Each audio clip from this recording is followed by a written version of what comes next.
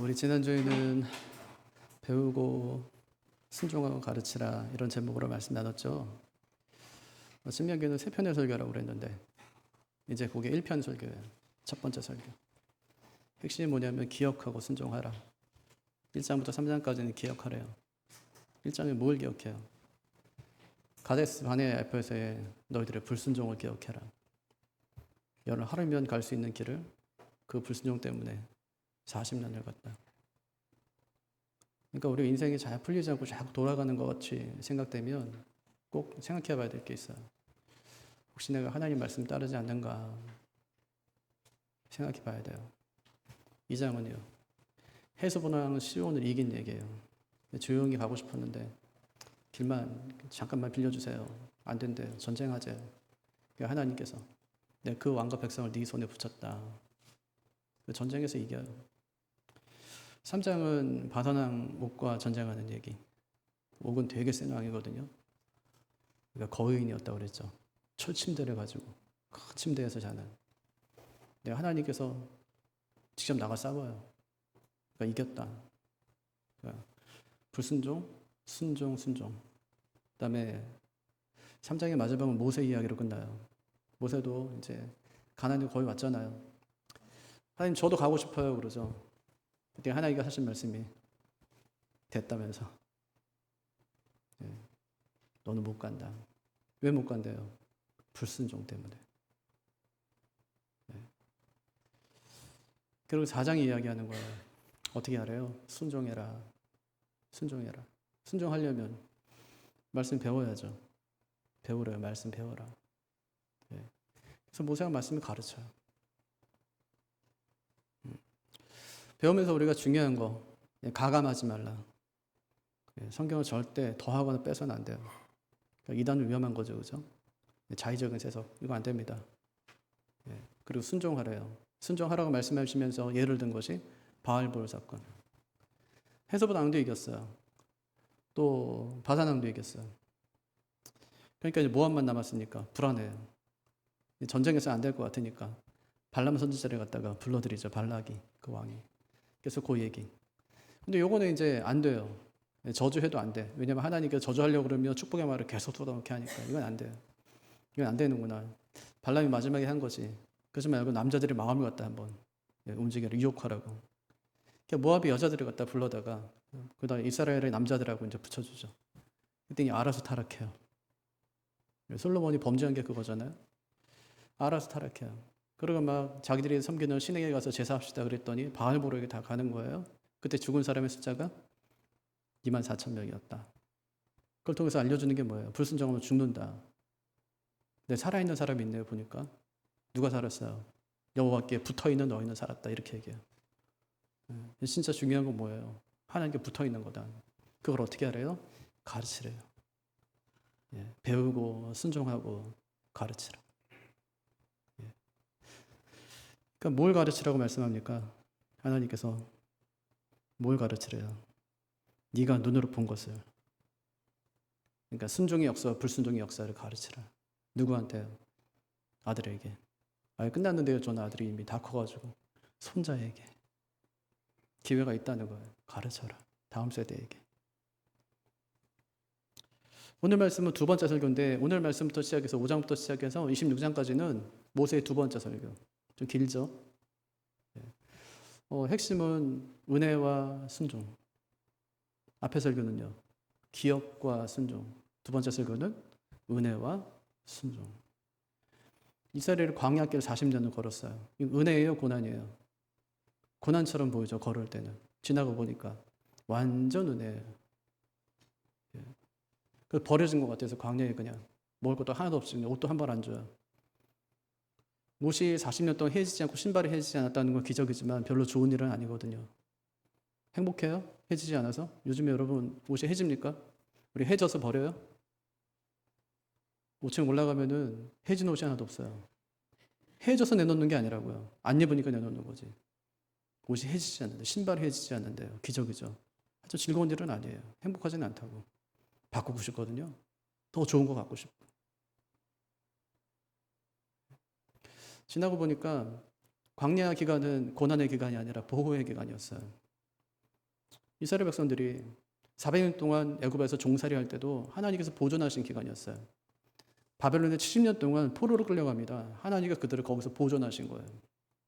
광야 40년 역시 하나님께서 그들을 보존하시고 보호하신 거예요. 지나고 보니까 은혜예요.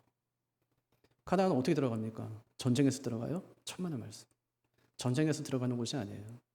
두 번째 전쟁에서 확실히 알았어요. 아이성은 작은 성인데 전쟁을 한번 해보려다가 안 돼요. 우리가 싸워서 들어가는 곳이 아니구나. 철저히 알았어요. 어떻게 들어가냐? 은혜로. 여리고성을 무너뜨렸듯이 그렇게 은혜로 들어가는 곳이다. 그러니까 가나안은 철저히 하나님의 은혜가 작동하는 나라다 하는 것을 보여주는 겁니다. 그럼 하나님의 은혜가 임한다고 해도 그럼 어떻게 살아야 되는가? 어떻게 살아가야 되는가? 순종하며 사는 거예요. 그럼 뭐에 순종해야 됩니까? 오늘 그 얘기하는 거예요. 뭐에 순종해야 돼요? 하나님 말씀이에요. 그래서 모세가 두 번째 설교를 시작하면서 십계명을 이야기합니다. 뭐라고 하는 거예요? 가나안에 들어가서도 하나님 절대 잊지 말고 하나님 말씀에 순종해라. 이렇게 말씀하는 것이죠. 하나님께서는 그들에게 법전을 주는데 이따만한 거 두꺼운 거 주지 않으세요. 딱 10가지 계명을 주십니다. 왜 그랬을까요? 인간의 한계를 아신 거예요. 머리가 진짜 나쁘거든요. 또 하나, 본질에 집중하라고. 예수님께서는 아예 그냥 10가지 계명을 2가지로 압축해 주세요. 하나님 사랑하고 이웃 사랑해라. 이렇게요. 예수님께서 그렇게 하신 이유, 사랑하면 저절로 지켜지기 때문에. 여러분 십계명 암송하세요? 제1은 다른 신을 두지 말래요. 제2는 우상에게 절하지 마라. 제3은 하나님의 이름을 망령되이 읽지 마라. 제4는요, 안식일을 기억해라. 제5는 이 부모를 공경해라. 제6은 살인하지 말라. 제7은 간음하지 말라. 제8은요, 도둑질하지 말라. 제9는 거짓 증거하지 말라. 제10은 탐내지 말라는 거예요. 네. 몰라요, 그죠? 몰랐죠? 몰랐잖아요. 그래도 다 지키고 산다고요. 어떻게 해요? 사랑하니까 하나님을 사랑하니까 몰라도 다 지키고 살아가는 거예요. 주님께서 10가지만 주셨는데 그 2가지로 압축해 주시면서 야 그냥 다른 거 말고 하나님 사랑하고 옆에 있는 사람 서로 사랑하면 되는 거야 이렇게 말씀하세요. 지키라고 말씀하지 않으세요. 사랑해라 이렇게 말씀하세요. 사랑은 모든 계명의 완성이에요. 모든 율법을 다 완성하는 것이 그것이 사랑이에요. 사랑하면 된다 이제 그렇게 말씀하신 것이죠. 신명기가 말하는 사랑이 뭘까요? 하나님이 여태까지 창세기부터 시작해서 오늘 신명기 그냥 가나안에 들어오기까지 하나님께 딱 하나 말씀하지 않으신 것이 하나 있어요. 사랑해라. 나를 사랑해라. 이 말을 한 번도 안 하셨어요. 여태까지. 가나안을 눈앞에 두고 하나님께 딱 한마디 하시는데 너희 나 사랑해야 돼. 이렇게 말씀하세요. 그 사랑은 뭘까요? 언약 안에 있는 충성이에요. 하나님과 우리 사이에 맺은 그 언약 관계에서 오는 충성이에요. 이 말은 뭐냐면 내가 다른 나라나 다른 신을 기웃거리지 않겠습니다. 다른 것에 굽신거리지 않겠습니다. 이런 뜻이에요. 온전히 하나님만. 결혼하면 생각하거든요. 뭐라고 생각합니까? 당신만 사랑할게요. 이렇게요. 당신만 이걸 지키는 것이 굉장히 중요합니다. 그래야만 되는 거예요. 세상에는 많은 남자가 있고 많은 여자가 있거든요. 이 사람도 사랑하고 저 사람도 사랑하고. 그렇게 안 하겠다는 거예요. 당신만 사랑하겠습니다. 하나님께서 우리에게 원하시는 게 뭐예요? 다른 것에 굽신거리지 않겠습니다. 다른 것에 마음 뺏기지 않겠습니다. 이게 사랑이라는 거예요. 그럼 남자가 남편이 한눈 팔면 어떻게 될까요? 그럼 부부 사이에 금이 가요. 부부 사이에 금만 가냐? 아니요. 자녀 사이에도 금이 가요. 그럼 거기만 문제냐? 아니요. 이게 가정의 문제가 돼요. 가족의 문제. 서로 집안의 문제가 된다고요? 거기까지 문제가 돼요? 아니요. 교회 문제가 돼요. 그게 공동체의 문제가 된다고요. 이것이 십계명의 원리예요. 모든 계명은 따로 떨어지지 않고 서로 연결된 계약의 사슬이다 하는 거예요. 다 연결되어 있어요. 계명이. 하나가 무너지면 모든 계명이 싹 다 무너지는 거예요. 마치 도미노처럼. 하나를 넘어뜨렸을 뿐인데 모든 것이 다 무너져요. 그래서 야고보가 2장 20절에서 누구든지 온 율법을 지키다가 그 중에 하나를 범하면 모두 범한 자가 되나니. 그래서 가나안에 들어가려고 준비하는 그 백성들을 앉혀놓고 하는 말이, 너희들 말씀 지켜. 하나라도 소홀히 하면 끝장나는 거야. 그 예가 있어요. 제가 하나 딱 범했는데 나머지 9가지 계명을 싹 다 범한, 하나 그냥 작은 죄 지은 것 같았는데 그 죄가 딱 지음으로 말미암아 나머지 9가지까지 싹 다 어기게 된 사람의 예가 있어요. 누굴까요? 다윗이에요. 다윗이 한 가지 계명을 범하자 계명 전부를 어기게 됩니다. 어떤 계명을 범했기 때문에? 탐심. 10번째 계명, 탐심. 내 이웃의 아내를 탐내지 말라. 이 탐심이 어떻게 계명 전체를 어기게 되는지 한번 생각해 보겠습니다. 10번째 계명이 뭐죠? 탐내지 말라는 건데 한 번의 시선이 모든 것을 싹 바꿔놔요. 그게 21절 한번 읽어보죠. 어떤 죄를 짓는지. 내 이웃의 아내를 탐내지 말지니라. 내 이웃의 집이나 그의 밭이나 그의 남종이나 그의 여종이나 그의 소나 그의 나귀나 내 이웃의 모든 소유를 탐내지 말지니라. 마지막 계명이에요. 그걸 어겨요. 탐내지 마라. 탐내지 말라는 말은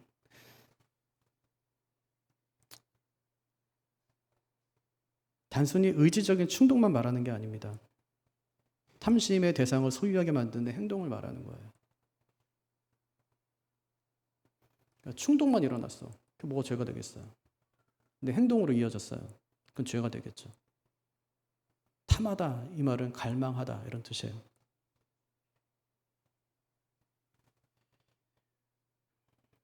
하바가 그랬거든요. 하바가 선악과를 봤어요. 그랬더니 지혜롭게 할 만큼 탐스러운 나무처럼 보였어요. 그걸 따서 먹습니다. 그리고 함께했던 남자에게 줘요. 보기에 좋았어요. 먹음직도 했어요. 탐스러웠어요. 그걸 땁니다. 내가 먹어요. 눈이 밝아졌어요. 남편에게도 줍니다. 아간이 그랬어요. 여러 걸로 점령했어요. 보니까 너무 좋은 옷이 있는 거예요. 탐이 났겠죠. 아니 40년 동안 옷을 가져본 적이 없어요. 본 거예요. 그 시날산에 아주 좋은 외투 본 거예요. 갖고 싶었어요. 원래 훔칩니다. 은 200세겔도 금 50세겔도 함께 훔쳐요. 어떻게 하죠? 자기 집으로 가져가요. 장막에 땅을 파요. 거기다가 몰래 숨겨놓습니다. 갖고 싶은데 충동이 일 수 있잖아요. 근데 그래서 계속 마음에 품으면 계획하게 돼요. 계획하게 되면 행동으로 이어지게 되는 거예요. 탐하다는 말이 그런 거예요. 생각했어요. 그리고 계획하는 거예요. 행동으로 이어지는 겁니다. 그렇게 죄가 시작되는 거예요. 그래서 하나님께서 탐내지 마라 그렇게 말씀하세요. 우리 10가지 계명 중에 내면에 관한 계명은 10번째 계명밖에 없어요. 탐내지 마라. 나머지는요. 1번부터 9번까지는 전부 행동에 관한 계명이에요. 하지 말라는 거예요. 그렇게 살지 말라는 거예요. 그러니까 죄가 어디서 시작됩니까? 생각에서 시작돼요. 내면에서. 그러니까 죄의 정의가 뭐라고 그랬어요? 하나님의 뜻을 거스리는 생각과 말과 행동. 그게 죄라고 그랬어요. 다윈 역시 내면에서 시작합니다. 그래서 율법이 금하는 모든 죄를 9번째 계명부터 8번째, 7번째로 내려오면서 싹 다 어기고 말아요. 암몬과의 전쟁이 1년 동안 계속됐습니다. 이제 전쟁을 마무리해야 돼요. 그래서 사무엘하 11장 1절에 보면 그 해가 돌아와 왕들이 출전할 때가 되면 그렇게 얘기합니다. 전쟁은 주로 이제 고대에는 봄에 해요. 그래 먹을 게 좀 있으니까. 먹을 게 없으면 전쟁을 못 하잖아요. 날도 너무 추우면 전쟁도 안 될 거고. 봄에 주로 합니다. 그래서 뭐라고 하냐면 그 해가 돌아와 이제 전쟁할 때가 됐어요. 마무리할 때가 된 거예요. 그런데 왕들이 출전할 때가 되었는데 다윗은 전쟁에 나가질 않습니다. 왜 그랬을까요? 힘이 그만큼 세진 거예요. 요한만 나가도 이제는 승리할 수 있어요. 아주 큰 전쟁이 아니라 도시 하나 그냥 점령하면 되는 전쟁입니다. 근데 결정적인 이유는 뭐냐면 나태와 안일에 빠진 거예요. 내가 안 나가도 이 정도 전쟁쯤이야 이렇게요.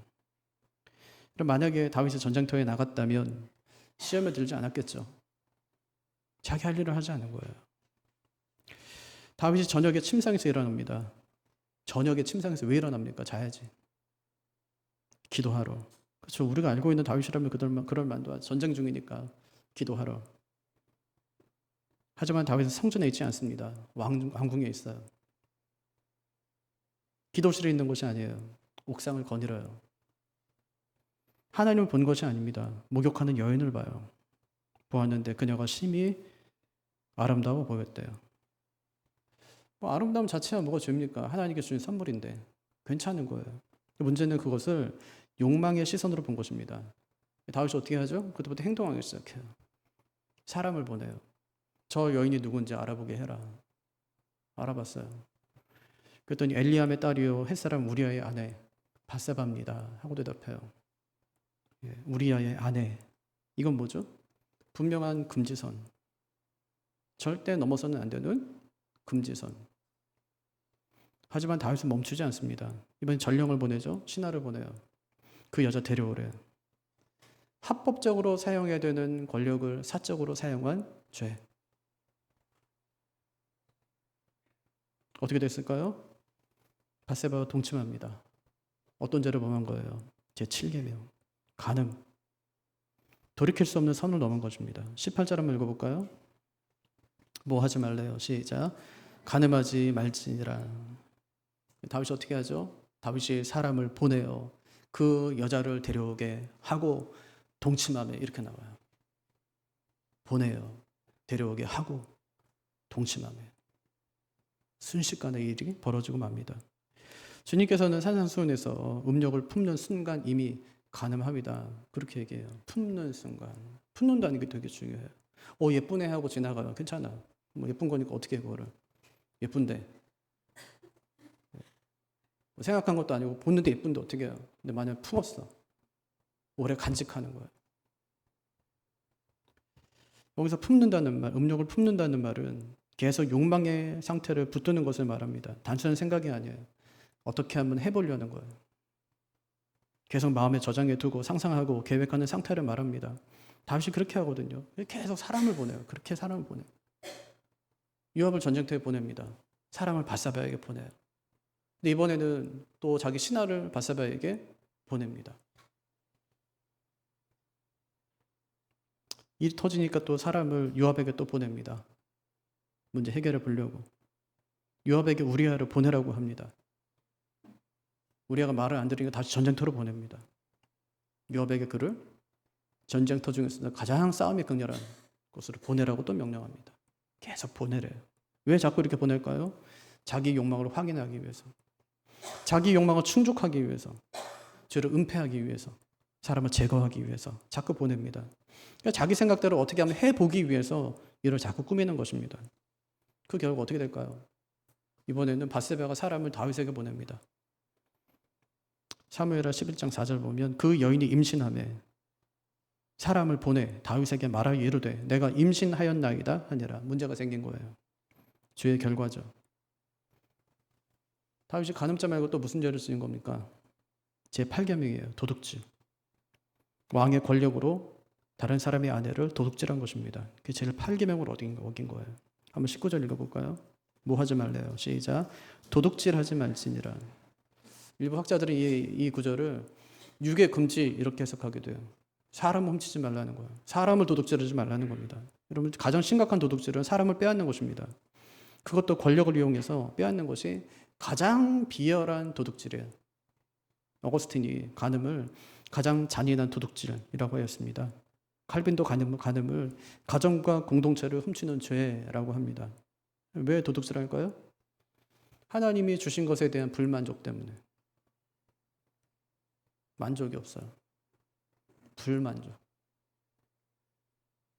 그래서 뭘 도둑질하죠? 우리아의 아내. 한 가정의 평화. 충성스러운 신하의 그 충심. 이런 죄를 짓고 난 뒤에 그가 선택한 것은 아담이 죄 짓고 난 다음에 어떻게 합니까? 나무 뒤에 숨죠? 다윗 역시 사건을 은폐하려고 합니다. 그럼 어떤 죄를 범한 거예요? 거짓 증거하지 말라. 9계명을 범합니다. 은폐 작전의 시작이죠. 20절 한번 읽어볼까요? 내 이웃에 대하여 거짓 증거하지 말지니라. 다윗이 죄를 덮기 위해서 교묘한 꾀를 냅니다. 우리아를 전장에서 불러내는 거예요. 그리고 마치 이 나라를 굉장히 걱정하는 왕처럼 그에게 말합니다. 요압은 지금 어떻게 지내고 있냐? 군사들은 지금 어떻게 지내고 있냐? 싸움은 지금 어떻게 되어가고 있냐? 겉으로는 나라를 걱정하는 것처럼 보이지만 속셈은 따로 있었습니다. 뭐라고 합니까? 내 집으로 내려가서 발을 씻으라. 뭔 얘기예요? 네 아내와 가서 동침해라. 그런 얘기예요. 그러면 바사바의 아이가 내 아이가 아니라 네 아이가 될 테니까. 내 잘못이 감춰지고 덮어질 테니까 그렇게 하라는 것입니다. 근데 우리아가 집을 안 가요. 왕궁문 어귀에서 신하들과 함께 잠을 잡니다. 다윗이 물어요. 왜 그렇게 하냐? 그때 하는 말이 언약궤와 이스라엘과 유다가 야영 중에 있고 내 주 요압과 내 왕의 부하들이 바깥들에 진치고 있거늘 내가 어찌 내 집에 들어가서 먹고 마시고 내 처와 같이 자리이까?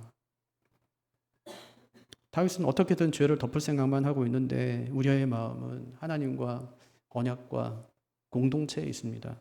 거꾸로 됐죠. 지금 왕의 역할을 누가 하고 있는 것입니까? 다윗은 한 번 실패했지만 포기하지 않습니다. 어떻게 하죠? 술을 잔뜩 먹이는 거예요.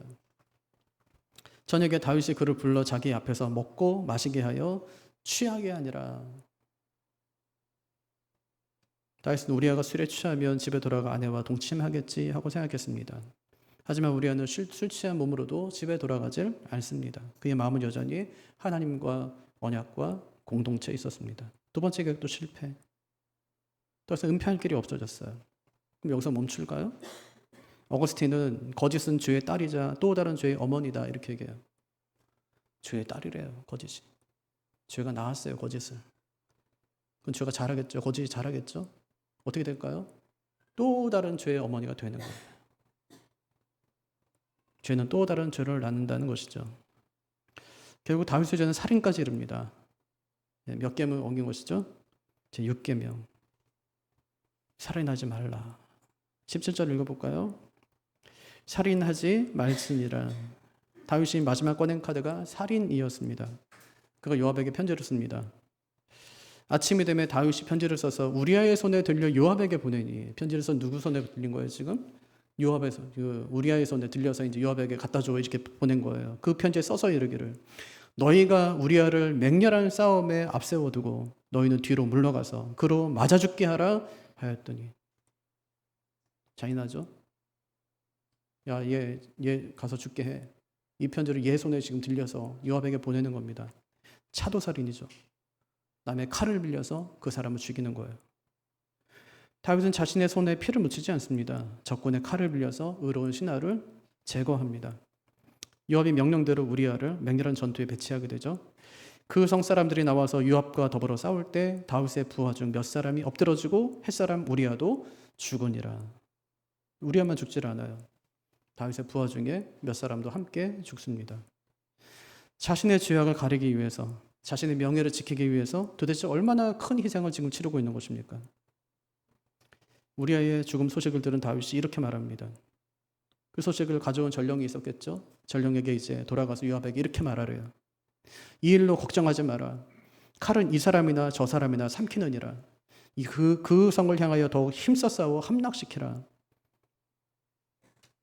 너는 그를 담대하게 해라. 그렇게 얘기하라는 거예요. 다윗은 한 신하의 억울한 죽음을 전쟁의 우연으로 돌려버립니다. 이처럼 탐심은 거짓을 낳아요. 거짓은 은폐를 낳고 은폐는 살인을 낳는다는 것을 잘 보여줍니다. 탐심에서 시작된 이 작은 틈이 결국 모든 계명을 차례차례 무너뜨리며 지금 계속 가고 있다는 것을 보여주는 것이죠. 결국 이런 행동이 어느 법까지 지금 이르게 되죠? 제5계명이에요. 부모 공경. 아버지가 자녀를 파괴하는 겁니다. 16절 읽어보죠. 너는 내 하나님 여호와께서 명령한 대로 내 부모를 공경하라. 그리하면 내 하나님 여호와가 내게 준 땅에서 내 생명이 길고 복을 누리리라. 부모 공경하라 이 말이 효도하라 이런 뜻이 아니에요. 하나님이 세우신 권위에 대한 존중을 배워라. 그 훈련을 해라 그런 뜻이죠. 다윗은 아버지죠. 백성의 아버지. 왕은 백성의 아버지니까. 그에게는 자녀 같은 신하들을 보호하고 지킬 책임이 있습니다. 아니, 아버지는 애들을 지켜야지, 자기 자식을, 가정을 지켜야죠. 다윗은 정반대로 합니다. 가정을 파괴합니다. 자녀 같은 신하들을 죽음으로 내몹니다. 아버지가 자녀를 세운 것이 아니라 오히려 자녀를 파괴합니다. 이것이 제5계명의 정신을 무너뜨리는 것입니다. 하나님이 세운 질서와 법리를 존중하고 지키지 못한 것이죠. 다윗은 자신의 욕망 때문에 그 권위를 남용하고 자녀인 신하들을 무너뜨리고 부모 공경의 계명마저 무너뜨리고 말았습니다. 이것까지 범했으면 진짜 세상에서 지을 수 있는 모든 죄를 다 지은 거예요. 아니, 우리가 지을 수 있는 죄의 끝판왕이 뭐예요? 패륜이에요. 그럼 끝까지 간 거예요, 패륜은. 도덕과 윤을 거스린다 그런 뜻 아닙니까? 아버지가 자녀를 죽이고 보호자가 파괴자가 되었습니다. 아니, 이보다 더 끔찍한 죄가 어디 있냐고. 그럼 여기서 끝나냐? 아니요. 죄는 사람만 무너뜨리는 데서 끝나지 않습니다. 그의 죄는 마침내 하나님께로 향합니다. 왕으로서 하나님의 이름을 대신하고 대표해야 될 다윗이 자신의 죄악으로 인해서 하나님의 이름까지 욕되게 만든 자리로 나아갑니다. 그가 하나님께 대하여 첫 번째로 지은 죄가 하나님이 주신 안식일을 파괴하는 죄였습니다. 제4계명 위반. 참된 안식을 버리고 거짓 안식을 선택한 것입니다. 이 12절에서 한번 15절까지 한번 읽어보죠. 내 하나님 여호와가 내게 명령한 대로 안식일을 지켜 거룩하게 하라.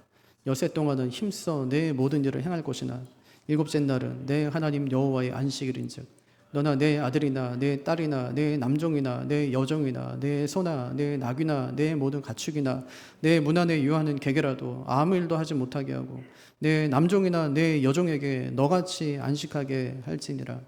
안식일은 단순히 쉬는 날이 아니에요. 이스라엘이 애굽에서 종되었던 것을 기억하고 하나님의 구원하신 은혜를 기념하는 날. 그때 그날은 쉬어야 돼요. 주인도 종도 가축도 나그네도 다 쉬어야 됩니다. 쉬면서 하나님을 예배하는 날이었어요. 그런데 다윗이 안식일의 정신을 무너뜨립니다. 왕으로서 백성들에게 쉼을 보장해야 될 책임이 그에게 있었지만 오히려 권력을 남용해서 충성스러운 부하들의 생명을 빼앗고 한 가정을 파괴하며 공동체의 안식을 무너뜨린 것입니다. 근데 진짜 더 끔찍한 것은 이 죄가 일어난 배경이에요. 언제 일어납니까? 모두가 전쟁에 나간 후에 자기만 안식을 누리고 있을 때 그때 이 죄가 일어나요. 저녁 때 다윗이 그의 침상에서 일어나 왕궁 옥상에서 거닐다가 도대체 언제부터 잔 건데 저녁에 왜 일어나요? 왜 자기만 한가하게 옥상을 거닙니까? 이렇게 자기만의 안식을 누리고 있을 때 다른 사람의 안식을 빼앗는 겁니다. 이게 얼마나 끔찍한 일이에요. 근데 그의 죄는 여기서 멈추지 않습니다. 한때 다윗이 어떤 사람이었죠? 하나님의 이름이 이방인에게 업신여김을 당한다고 생각했을 때 하나님의 이름으로 물맷돌 5개 들고 골리앗한테 나갔던 사람이에요. 나는 너희들이 그렇게 업신여기는 그 하나님 만군의 여호와 이름으로 너희에게 나아간다. 근데 이제는 정반대로 자신의 죄로 인해서 하나님의 이름을 욕되게 하고 있습니다. 이게 제3계명 위반. 하나님의 이름에 먹칠한 겁니다. 11절 같이요. 너희는 내 하나님 여호와의 이름을 망령되이 일컫지 말라. 나 여호와는 내 이름을 망령되이 일컫는 자를 죄 없는 줄로 인정하지 아니하리라. 왕은 하나님을 대신하는 자리거든요. 그러니까 왕이 잘못하면 하나님이 욕을 먹어요. 장관이 잘못하면 대통령이 욕 먹습니다. 목사가 잘못하면 교회가 욕을 먹는 거예요. 왜냐? 이름과 연결되어 있기 때문에. 다윗이 범죄하자 나단 선지자가 그에게 찾아옵니다. 이렇게 얘기해요. 네가 하나님을 욕되게 하였다. 내가 여호와의 원수들로 크게 비방할 거리를 주었다. 다윗이 지은 죄는 보통 죄가 아니에요. 제 세상에서 제일 지저분한 죄. 누가 알까 봐 겁나는 죄. 왕이 충성스러운 부하의 아내를 빼앗습니다. 그리고 그 부하를 죽여요. 다윗이 어떻게 얼굴 들고 다니겠습니까? 뭐라고 하겠어요? 혼자 깨끗한 척 하더니 예수 믿고 잘난 척 하더니 못 견뎌요. 나 때문에 하나님의 이름이 망령되이 일컬어지게 된 것입니다. 결국 이런 일이 왜 일어날까요? 탐심. 몇 번째 계명. 탐심. 곧 우상숭배 때문에 그렇다. 다윗은 탐심으로 2계명까지 범하고 말았습니다. 2계명 8절에서 한번 10절까지 보죠. 너는 자기를 위하여 새긴 우상을 만들지 말고 위로 하늘에 있는 것이나 아래로 땅에 있는 것이나 땅 및 물속에 있는 것에 어떤 형상도 만들지 말며 그것들에게 절하지 말며 그것들을 섬기지 말라. 나 내 하나님 여호와는 질투하는 하나님인즉 나를 미워하는 자의 죄를 갚되 아버지로부터 아들에게로 3, 4대까지 이르게 하거니와 나를 사랑하고 내 계명을 지키는 자에게는 1000대까지 은혜를 베푸느니라. 다윗의 문제는 바세바 본 거 아닙니다. 문제는 하나님보다 더 간절히 원하는 것이 생겼다는 거예요. 그것이 탐심이죠. 탐심은 하나님보다 더 간절히 원하는 것입니다.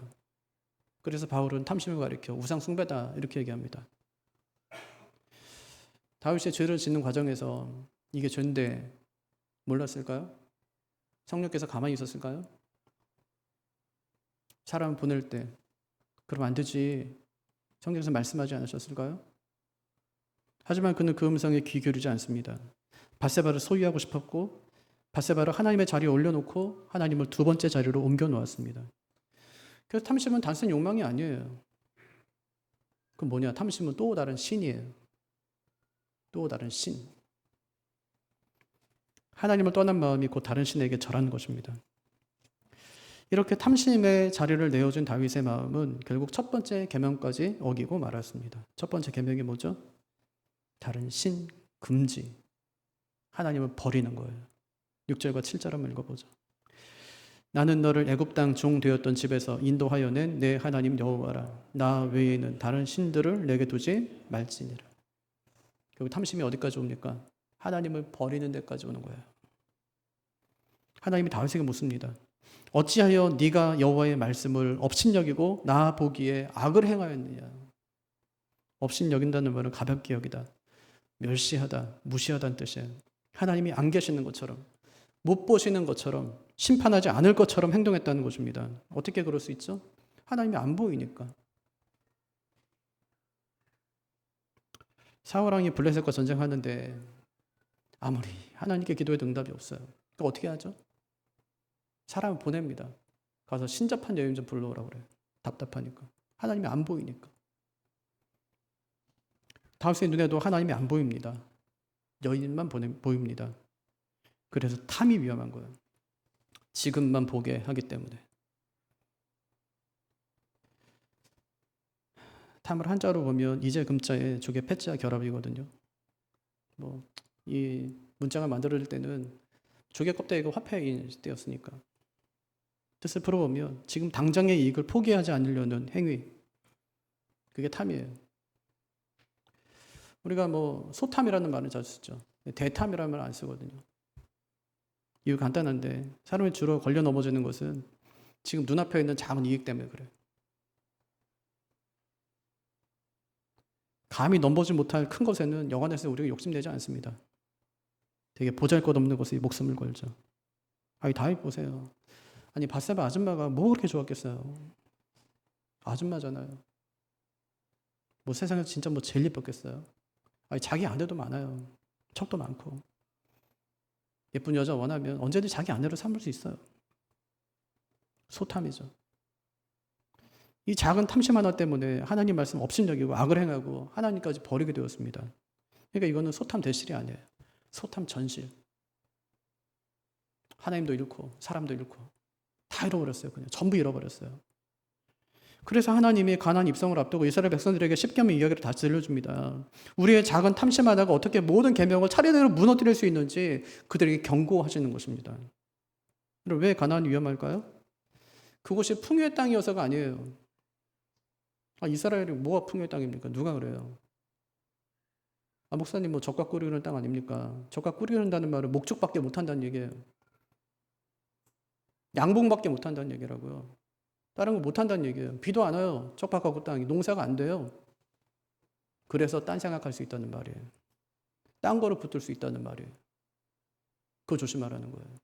농사가 안 될 때, 하늘에서 비가 내리지 않을 때, 우리 뜻대로 잘 인생이 되지 않을 때, 그때 조심하라는 거예요. 그때 너희가 작은 것을 탐할 수 있다는 거예요. 반대로 만약 그들이 먹고 살만하게 되면 모세가 경고하죠. 네가 먹어서 배불리고 네 마음이 교만하여 여호와를 잊어버릴까 염려하노라. 40년 동안 광야에서 만나만 먹고 살았는데 배불리 먹기만 해도 이제 교만해지고 여호와를 잊게 된다는 말이에요. 그거 조심해라. 진짜 아무것도 없을 때, 먹고 살 게 없을 때, 뭐 이렇게 풍부할 때, 그때 조심하라는 거예요. 오늘 러브레터에도 우리 집사님 글 주셨던데, 개척할 때 긴장이 사라지고 교회 생활이 습관처럼 변했다. 그런 글이잖아요. 이런 작은 틈이에요. 이런 작은 틈을 경고하는 겁니다. 그 틈을 비집고 들어오는 그 작은 유혹들이 우리를 무너뜨리기 때문에 그거 조심하라는 겁니다. 그래서 모세는 두 번째 긴 설교를 시작하면서 삼가 행하여 절하나 오르나 치우치지 말라. 한 계명도 절대 소홀히 여기지 말라고 신신당부하고 있는 것입니다. 우리도 마찬가지예요. 여러분 잠시 한눈 팔면 가정도 무너지고 교회도 무너져요. 신앙도 무너져요. 그래서 주님께서 십계명 유혹하면서 지켜라 하지 않고 사랑해라 그렇게 말씀하세요. 하나님 사랑하면 이 모든 계명이 다 저절로 지켜지기 때문에 작은 탐심을 경계하고 오직 십자가만 바라보고 절대 한눈 팔지 말고 하나님 사랑하고 서로 사랑하는 일에만 힘쓰는 우리가 되기를 주님의 이름으로 축복합니다. 자리에서